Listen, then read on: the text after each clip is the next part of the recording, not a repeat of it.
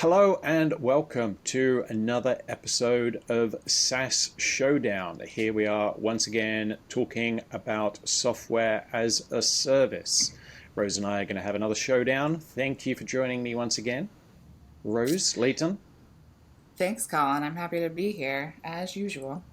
Yeah, and today we also have a special guest, the continuation, the start of a new series where we get special guests to come on and talk to us again about SaaS and SaaS security.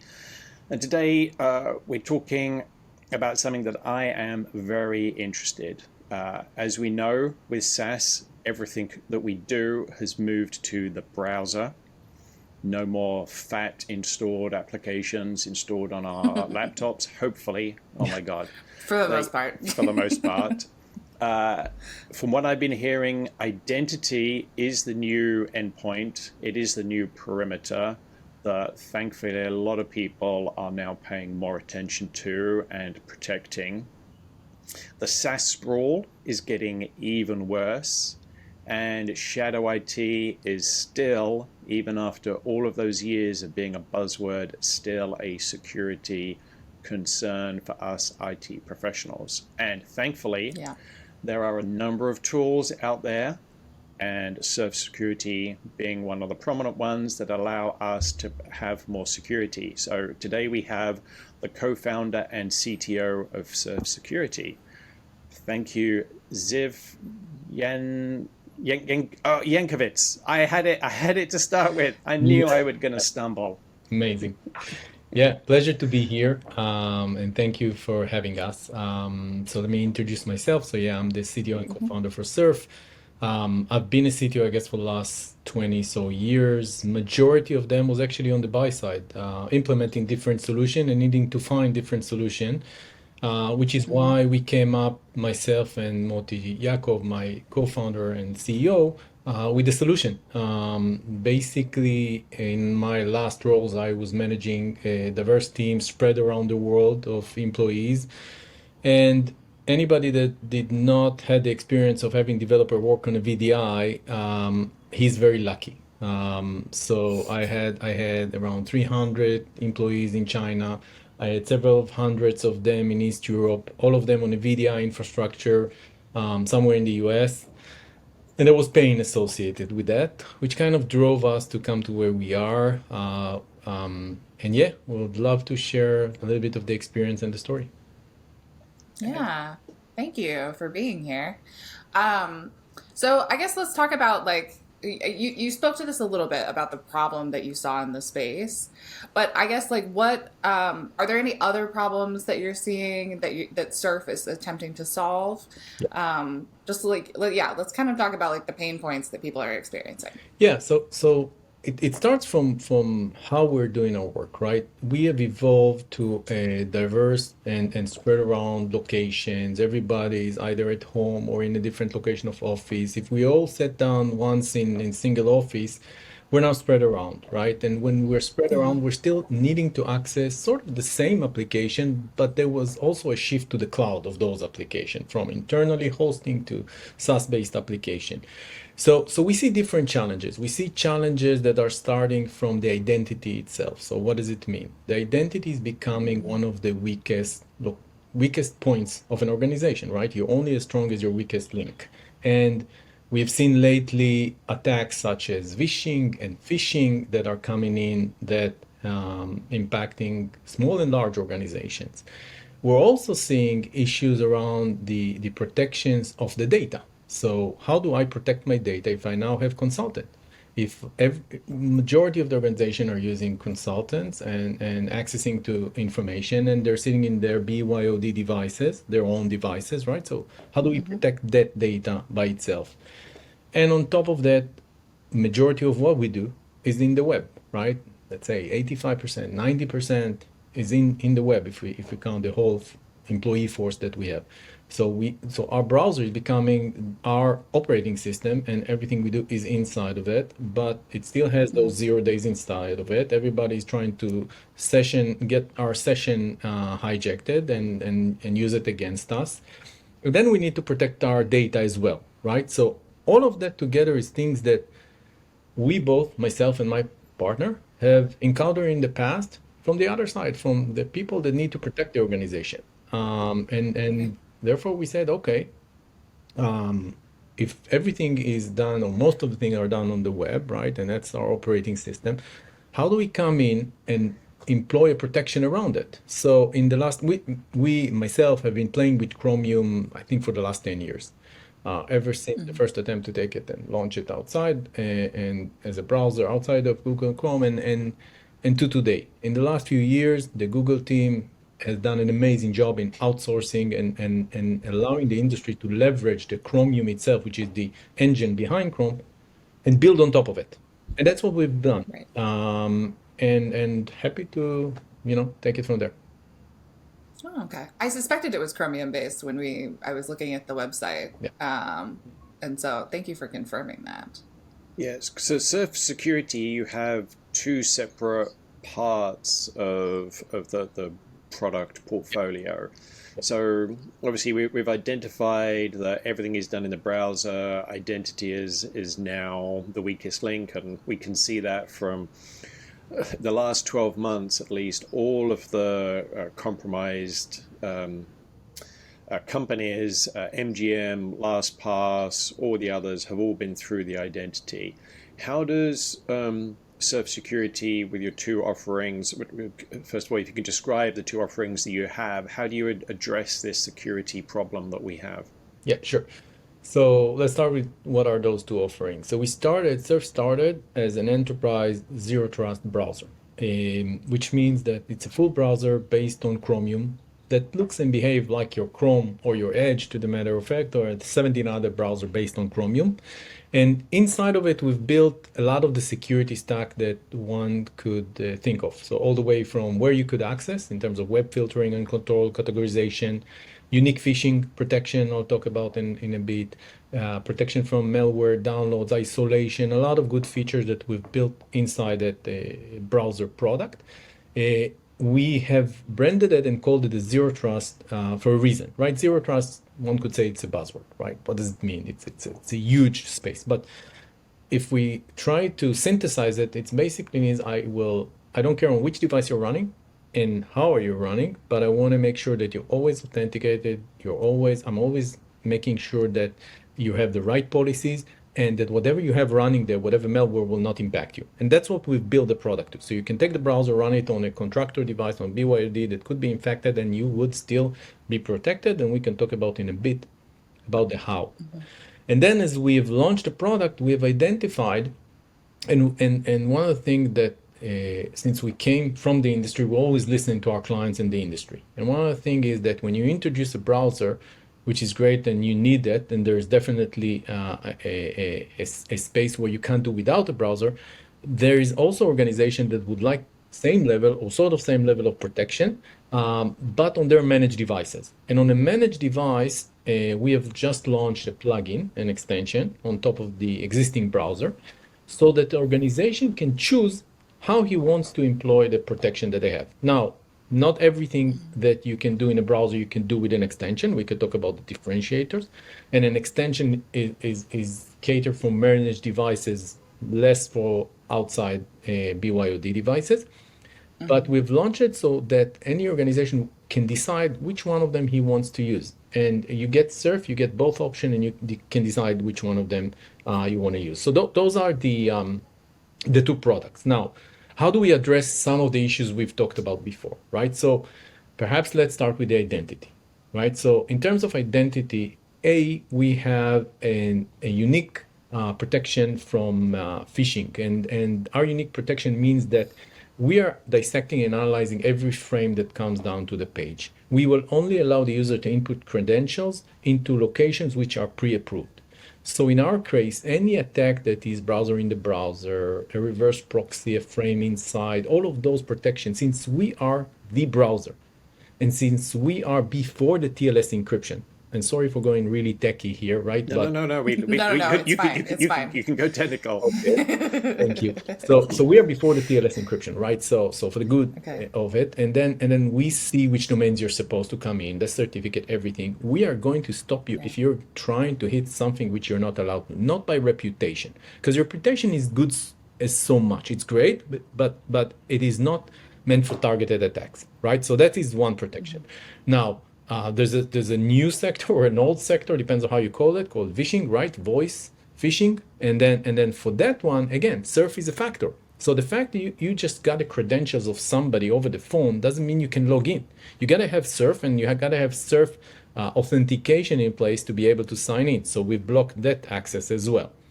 In addition to that, we've also implanted into the system a bunch of control around how do you authenticate, making sure we identify the users, burning a token, all different kind of thing that is in the browser itself. So we lock down the identity to make sure as much as possible that whoever is accessing is the person allowed to access. It doesn't matter if it's a contractor or BYOD or the managed device. Now, how do we make sure? So we said we're zero trust, right? How do we make sure that if you have a malware there trying to listen to key events and process hacker, whatever you have, you could get the passwords, etc. So we have again created a unique ability to block the keylogger from getting the keys events on the device itself, even if it's a BYOD. And it is not by installing a driver. We've done it in a different way because the driver doesn't work well on the BYOD. So again, we looked very carefully into the space of the identity and making sure that the one who's accessing the secrets of the company is the one we know should access it. And now I can go on and talk about how we protect it from session injection, etc. But or we can go about and talk about the other side is how we protect the data. But I'll pause for a second. So I think. Yeah, I would love to find out what is possible with the enterprise browser or the Chrome extension, and what really caught my eye. Like, I have seen the enterprise browsers space emerge. There's a few other companies, and obviously you have to install that's your specific version of Chromium. What really caught my eye was the ability to push out a Chrome extension, and allowing anybody to carry on using their preferred browser rather than forcing a corporate browser on somebody, but having protections in place. So it'd be great to have an understanding of what protections you do provide. Obviously, you've mentioned about verifying the login so you don't get a phishing attack, making sure people are only logging into accounts.google.com or on Microsoft.com, whatever their URL is. I can't remember. A valid Okta login profile box. So yeah, what protections do you provide? And also another question, which might lead into it. How do you? Where do you take the identity from? Obviously, people think about their security normally. Unfortunately, some professionals I've spoken to just think about security as being, I've got Okta, I'm fine. Yeah. But like, where does the identity start? Is it Okta? Is it Microsoft 365? Is it a Google Workspace? How do you tie into that and protect that? And then all the other additional parts, blocking, copy, paste, screen sharing, etc. Yeah. So great questions. Let's start with the second one, actually, because it leads to the first one. We are messed up. Yeah. No, good. We are identity based, so therefore we can integrate to any of the known existing IDP. We prefer to do it this way, either via routing you to their authentication portals, meaning Okta, Azure, Google Workspace, Ping, and excuse anybody that I missed along the way. We prefer to do it this way, so every organization that registers with Surf will authenticate his user to his IDPs, and we will import the groups potentially. We support Scheme, we support SAML if needed. So we have a very fine grain of allowing how refreshing. Sorry, say? I said how refreshing.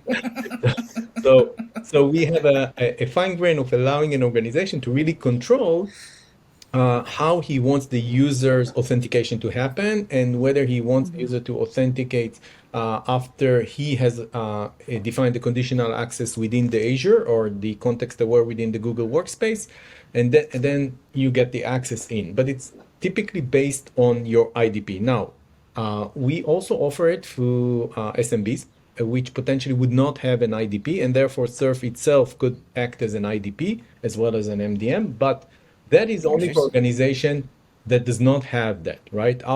We prefer that if you already have an identity in place or an identity administration in place, then we'll be using that. So that is the as far as the first question. Now, as for the second question, what do we protect, right? So if you look at it, it's almost like two vectors. We protect the employees, and the employees, I'm including contractors, and we protect from the employees, right? So when we look at the two offerings that we have, the plugin to start with, right, it could get you a great protection on your data and protect your employees as well. But if you think about if you're deploying a plugin on a BYOD, on a device of a contractor, you got to make sure that the plugin is there, right? You do not have the control. You don't have the MDM to make sure that it's there. Yes, you could do device poster, you could do conditional access, but there's a way around that, right? So for contractor, and that's why we suggest the plugin mostly for managed devices and organization internally as an easy way to start. And the browser mostly for contractor, because then you can make sure that they access your data in a secured manner through the Surf browser. Now, in terms of the protection itself, they both offer the same level of protection. It's about making sure that one could access, right? So in terms of the protection, in data protection, we offer protection from string capturing, copying, pasting, where can one download, whether he goes to his Google Drive, OneDrive after the download, remote storage, malware scanning, integration with EDRs. So we can protect the data as a whole, making sure that the data remains where you want it. We have clients that needs the data to remain on US soil, as they have contractors outside of US in different countries. That's the use case. We can protect your GitHub. We allow coding inside the browser. So we can make sure that your code doesn't leave the browser as well and doesn't go outside. So that's in terms of protecting your data, the organization. In terms of protecting the employees themselves, so obviously it's the things we talked about. We didn't talk about our isolation. So every element that comes down to the screen is being scanned and filtered, A, for reputation, B, with our own detection models that are based on AI. And we're making sure that what you see is safe and only safe elements. If you have Surf installed, then you'll start to see a report we call malware log report. The world will never look the same. It's amazing. We scan out any attempt to put ads because ads are a good source for drive-by downloads. So we do that as well. We'll protect you from SQL injection and those kind of things. So it's a lot of those vector protection. Fascinating. I guess I have kind of like a follow-up question to that, and I think Colin mentioned this before we started recording, but like I like the idea of the browser. I like the idea of the extension and the security that's involved there. I'm curious from a very practical standpoint, like how do I, as an administrator, make sure that my employees are using the thing, right? So like on an unmanaged device, you've mentioned like, okay, they have to use the browser. What's forcing them to use that browser? Yeah. So great question. First of all, I'll answer what's forcing them in a second. But part of our job is to make sure that although we'll have the forcing, we don't need to force them. The best compliment we get from our client, end user client, is that I don't miss my old browser. You've done a great job. It works the same. Productivity is the same, if not, That is a good compliment, yeah. Indeed. Why? Because at the end, it got to work. And productivity, we're in an age where productivity needs to just increase, right? If you take down productivity with security stacks, your days are counted back. So that's why, in reality, right, we've been there, so we understand it. So we've done a lot to capture telemetry all the way from ping on the network traffic to CPU spikes, loading of pages, everything that will, if something goes wrong on the box, on the device, we'll know it and will help the client in troubleshooting and identifying. So that's the aspect of making sure that we don't need the forcing, but we will have it. And the reason we will have it is we're going to make sure that the protection is there, right? That nobody else can come in and use it. So that's called, the whole space is called conditional access. And there are several ways to enforce it. One, if you have your IDP, the identity base, so what you could do is define the conditions over there. It goes, in our case, it goes all the way from routing traffic through our sets of proxies or through the clients. If the client, for example, has a SASE vendor that allows him to come in, he wants to define that range as well. We can route the traffic through that. Think about it as we've allowed the implanting of a PEC file inside the browser and only route the traffic from the browser and for a specific URL. So let's take an example. Let's say we want to make sure our users are logging into Azure AD and only from Surf, right? So we'll do a conditional access in Azure AD for location-based, which has the Surf IPs or the client IPs, depends on what he wants. And that group can only come in from that. So that's one option. The other option goes to RPA. We know how to do robotic process automation. We use that for login and other places. So that's another way where we can force the login to happen from Surf because we're doing it automatically for the users. And we also have a way for header fields, etc. But really, we'll come to a client typically and we'll understand how the topology is built and we'll try to fit in, because as much as we don't want to decrease productivity on the user side, we want to increase it. We know that there's a lot of burden on the IT. And that's our other part of the job, is to make sure that we make it super simple and smooth for organization. So therefore, whatever you have will fit into that place. Yeah, I mean that's just smart business on your part, right? Like, if it's easier to use both for the administrators and for the users, you're gonna have a better experience. People are gonna be happier with the product. Like, but I mean, from our side, I think I'm kind of like the super productivity minded person, and so I guess like, you know, when I think about using an enterprise browser, when I think about heavy security stacks, right, and like really like locking things down, I think about like all the engineers I've worked with over the years who are like, I can't use this, right? Like it's blocking me from XYZ, right? All the exceptions I've made for engineers over the years who need to do a thing that like doesn't work with our anti-malware or doesn't work with, you know, whatever it is. And then I think on a sort of related note, like there's also accessibility kind of things going on, right? So like I've worked with, and you know, employees who are using screen readers and things like that because they need to to get their work done. So I guess like, how do you marry the sort of need for productivity, accessibility, usability with this like locked down zero trust? Yeah, I couldn't agree more. And let's start with the very simple thing. When we start with an organization, once, you know, we figure out the use case, we start in a learning mode. A learning mode means that we have all the policies configured, but nothing is actually blocked. Alerts are being generated. And then based on that, we can do fine tuning. So as you said, we all have seen developers. That's the you know, the hardest use case, right? We need different types of access and roles and permissions, etc., and those kind of things. So by starting with that learning mode, we fine tune where they need the access. So we reduce the friction to a minimum with the user, because we've already seen all the alert, we've digested them, and we have set up the system on one side of it. The second part of it is that we have a very fine tune on all of our protection, which we are putting in place. So for example, if you're now part of a testing team and you need to do a very special test on an edge case, and one of the frames have been filtered because it wasn't classified or something like that, we know how to relax down to a frame on a page. So by starting in learning and by making sure that the users in the engagement are happy with their access, we have an easy way and a smooth way into the deployment itself. So the challenge you have brought in, that's what worries us at night, because you can build a great security stack to block everything, but nobody will use it, right? As well as myself and anybody. Yeah, they'll figure out a way around it for sure. Yeah, any security needs to be seamless. Otherwise, as we've just mentioned, people will find a way around it. If you cripple OneDrive or Google Drive, they'll go, I'm just going to sign up Dropbox or you know, Ignite or something, or Box.com themselves and start collaborating. And obviously, you talked about developers. the 99% of what we do, probably everything that I do, is in the browser. But there are people who do need standalone applications. Yeah. Not every, Rose and I are in Google Workspace. You can secure our browser, 24/7. Yeah. Even if you're on Office 365, you could operate in a browser, but a lot of people will still use the fat clients that they're used to. Yeah.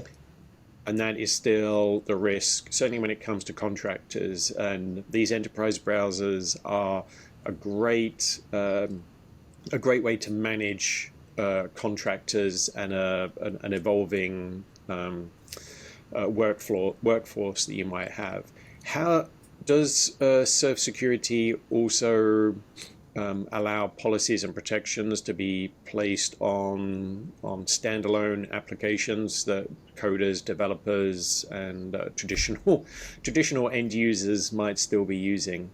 Yeah, so great question. Again, I'll split it into two parts, the managed devices and unmanaged device. So we see a lot of the cases where developers need admin rights and they have their JetBrains, Visual Studio, all of those running locally. What we'll do is Surf, first of all, we'll make sure that the Surf has device posture checking. So we can confirm whether your USB is up. Okay, let's figure out what we worry about. Let's take a step back. So what we worry about in that case is leakage of information. Where's my code? Is my code going somewhere else, right? So if we're on a managed device and we have made sure that USB is locked down, we have made sure that your access outside is done through the Surf browser, we control where you upload the data. We control whether you log in with your personal credentials into GitHub or anywhere else. So we can allow you to work seamlessly unless you try to do something to take the code outside. Right? And at that point, we'll intervene and say, no, you cannot upload this bunch of code into a different repository. Now, one would say, yeah, but I could create a token and run locally against the GitHub, right? So Surf, being an agent on the box, is not just a Chromium-based browser. We've implanted into that different integrations with the OS or different command tools to also restrict from that. So we will know if there's another token being generated against GitHub, for example. So you're trying to take it somewhere else. So do that. Now, on a managed device, it's relatively easy. On an unmanaged device, that's a big challenge, right? Because you're limited to what you can control and what you could do. So therefore, what we have brought to our clients in the use case of developer we're talking about now, can take other use cases, is the ability to code inside the browser. And it's great for contractors because it's much better than a VDI. It is much better than going into a VDI infrastructure. I had hundreds of employees working for me doing it on a VDI, and I've done it myself. It's nowhere close, right? So you go into a browser and you code with your Visual Studio, and you do your code, you do your commit, you have also SSH and RDP inside the browser, getting you to your servers, and you finish your job and it all stays there. No, none of the code is locally. And that is an area that we've created, that isolation. So yeah, hopefully that answered that question. Yeah, it was a very good description and does answer it. I think we have probably two other questions. The one that, So go for it. Yeah. The one question that you mentioned earlier on about deployment and deploying these security tools and about them being seamless. I have seen a lot of companies buy a security tool, then not fully deploy it. So or a project to deploy it taking years, and then obviously the industry has moved. In reality, how easy is it for any IT professional listening to this to start using Surf, deploy it, and utilize all of its security protections? Yeah, it's great. So I'll split it to two parts, right? The plugin and the browser itself, right? So rolling them out technically is pretty easy. Let's talk about it. You download Surf, you register by yourself, you get a tenant, you start using it. You want to distribute to your end users, we have a download portal with the link they get, they download the browser, they go in, authenticate to their IDP, bang, they're going. You can deploy it via your MDM, whatever that is, and push it to the users as well. In terms of the pushing it, it's easy. Now, as we all know, it's not just the physical part of it, it's also the psychology part of it. And if you're talking about shifting a browser, right, let's not sugarcoat it. Now you need to educate them to a different. Now you can force them by conditional access, but then you want to make sure that it's practical. So what you do is you start by group. You create that conditional access group by group, use case by use case. Easy start is your contractors. Start with your contractors, you secure the way in. Then isolate a different use case, and then you do that.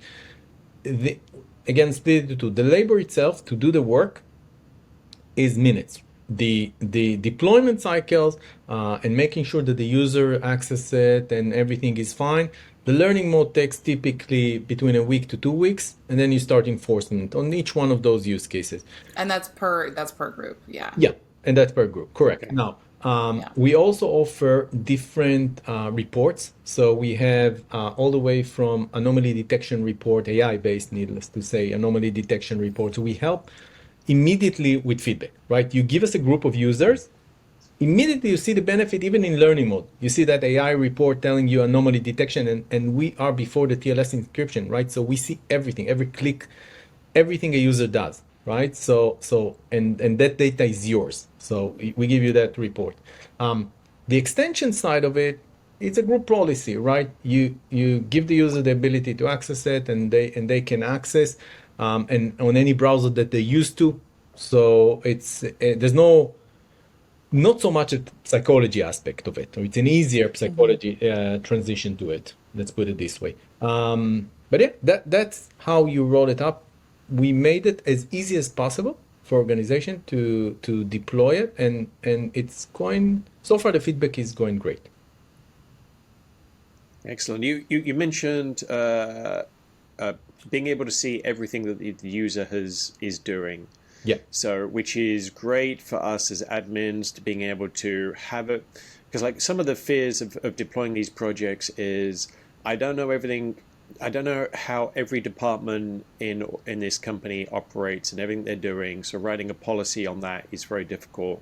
Yeah. It's great to be able to install it, audit, get a view of where your potential risks are, and then creating a policy, communicating it, and locking it down. How do you balance that with privacy? Because in some large organizations that I've spoken to, yeah. enterprise browsers and seeing everything does raise some privacy concern risks. I mean, yeah, even locking down like our data on people's phones, right? BYOD devices is like a really big area for this. Like people are concerned, like it's a little bit big brothery. Like they want to know like what we're able to do, how far our reach goes. Yeah, and global companies with different rules and laws in different territories. You know, Europe is completely different to the US. Yeah, I'm so happy that you brought it and allowed me to address it. So again, it's one of the things that when we started Surf, privacy was the number one thing. Now, how does that correlate to what I just said? So first of all, let's talk about what we track. In order for an organization to see the user activity, the user need to consent. There is a whole workflow in the browser for user consent behind the scene. And again, if the user does not consent or does not give the admin the option to see the data will not be tracked. And not only that, we also filter out any privacy beggar or any such cookies or information in the browser. They do not exist with us. You're going to see the whole experience of browsing is a bit different. So we've kept it very strict on privacy. However, if an organization is on a managed device and they have the right and an HR policy that allows them to do that, then they can do that. Forensic recording as an example, but they could also. They would let the user know because the user knows that he's being tracked on those specific applications that they're doing that. But it has to be with the user consent. Without the user consent, that doesn't happen. Now, in terms of the AI anomaly detection and all the data, by the way, we offer organization our SaaS admin and data storage, but they can also host everything internally. So our admin and the whole data storage is just used to collect the data and manage the policies. An organization can deploy it internally. And the data itself that they see in terms of AI reports, etc., doesn't have the user specific. It just has the alerts and what happened that they can see over there. Now, on contractor devices, what we do, and that's different to how a SASE would approach it, we see only the served traffic. So think about it, that if you wanted to route traffic from your consulted device to your, in a secured way, in a ZTNA way, into your organization, you would have to deploy a sort of a proxy over there that sees all the traffic. Well, not with Surf. With Surf, only the Surf browser, you're going to get that data and nothing else. So we make sure that no other data, you're not attribute to any other data. Right. Okay. It's glad that there's those guardrails or barriers to delicately balance Yeah. what we as admins, company owners, etc., security professionals need to be able to see, and balancing it between, because all we really, this is all the conversations I've had with some end users over the years. It's like, we need to have MDM on your device because we need to make sure it's encrypted, and we need to be able to remove our data. Do we look at your data? Do we see what you're doing? No, we don't care. We don't want that. We're only concerned with the company data. So Yeah. it's good that there's those barriers. Rose, do you want to ask our closing Yeah. question? Yeah, I think our last sort of closing question is really just about the space, right? So as Colin mentioned at the front, like this is kind of the up and coming buzzword for the end of 2023. I'm sure we're going to see more of it in 2024. There are already a couple of other players in this market. Colin and I did our research, found a couple of others. Like, where do you see the enterprise browser market going? And then I think, like, on a personal level, I'm wondering, like, what's the next frontier in this space? Like, it does seem like we've addressed a lot of the sort of outstanding issues that we have right now, but, like, what's upcoming that you're worried about, or what's upcoming that you're trying to solve? Yeah. So great question, both of them. So in terms of the space in general, it's we started with a space that nobody knew about, I don't know, a year and a half ago, or two, call it this way, relatively new. Now people are more and more familiar, and we're trying to make it as easy and accessible all the way from SMBs and small organization to very large organization. If my the way we look at it is, a year from now you're going to see that more and more, or you're going to see majority of large organizations, definitely mid-size, are looking into that space and looking into that enterprise browser security, because it's their operating system. You're going to roll out, and instead of rolling out laptops to your contractors or even to your employee, you're going to give them the browser. It's going to have your portal, it's going to have your common application inside of it, and all your operating system is going to be inside of it. Now, the more we'll succeed in making it seamless to the end users, the closer this will get in, and we're getting there, right? It's on our roadmap, it's on our focus. Our clients are the end users. They're the end users. The more we make them happy, the closer this gets. So you're going to see more and more organizations looking into that space. You're also going to potentially see some of the larger security vendors out there looking into that space and figuring out, okay, do I need to be in that space? How do I be in that space? Because right now, if you're a SASE vendor, you see as good as your TLS encryption or inspection. And that's where you see it, right? Now, you don't see the last mile. So that's the space, and that's what we're going to see. And it's on us, the burden is on us to make sure, us as enterprise browser providers, to make sure that it is, one, very easy on the deployment from an IT perspective, and B, from an end user perspective, it covers all the points we talked about: privacy, productivity. That's where the proof is. That's where the thing is. Now, that is one side of the thing. Now, if you ask me as a CTO what I'm worried about in our space, it's to harness the power of AI into the product. We've done that. I've explained some of it, but we really have the opportunity to make an impact here, because again, there's a lot of data, carefully treated, and you can then not just observe the data and alert the data. You can actually take action. We have, for example, a feature called kill switch. That kill switch can potentially shut down a user and attack in place if we detect certain action to happen. Now, it doesn't just block him from logging in and then his sessions are still open to access. No, it's kind of like, you sign him out from all devices. You clear all the session, you clear all the data. So it stops the attack right there. Now, combine that with detection and making sure the detection is correct. So I definitely see AI, and I know AI is today a buzzword, right? But no, in our Yeah. case over here, we have enormous amount of data, right? So you Right. got to treat that. You And got the to treat. easiest way to deal with an enormous amount of data would be to have a robot. Yeah, Yeah, well, yeah. Large language models, which is AI, is very good at analyzing yeah, that data and providing you, actionable information yeah. from it. Yeah, Yeah. that's All right. fascinating. Yeah. Very, very exciting, and we're thankful for you spending the last 40 minutes with us, Kind of want to go Ziv play with from one. Surf Security. Yeah, I've I've done some consultancy recently with a few companies, and I have recommended they look at enterprise browsers. I Yeah. think, regardless of which vendor, obviously have a good look at Surf Security. I think securing the browser isn't the best, easiest security posture increase you can get in your organization. It's the I it, it's think, it's yeah, it's the it low feels like a hanging fruit. massive increase. Yeah, Yeah. yeah. Before you do anything else, I think it's the project for 2024, enterprise browser, browser isolation. As we have discussed, you solve potentially so many problems. Yeah. Phishing, Yeah. malware. Yeah, and add You get layers of protection that visibility. we're just not capable of providing today. Yeah, So yeah, it's fascinating. and you don't have to have it fully configured from day one out of the box. You can deploy it, do the auditing, and then build your Exactly. Yeah.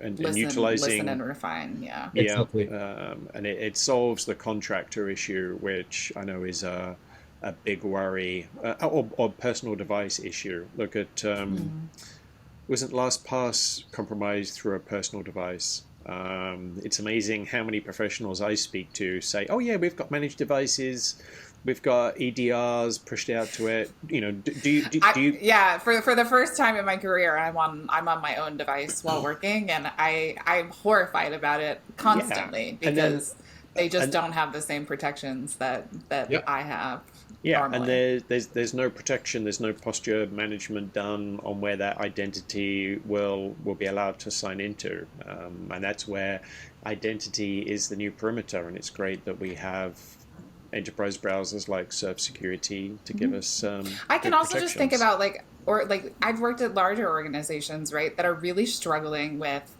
like how to implement a decent security posture, right? And so I can really see this as being like one of the tools that you could use to be like to really really just increase that security posture just right out of the gate.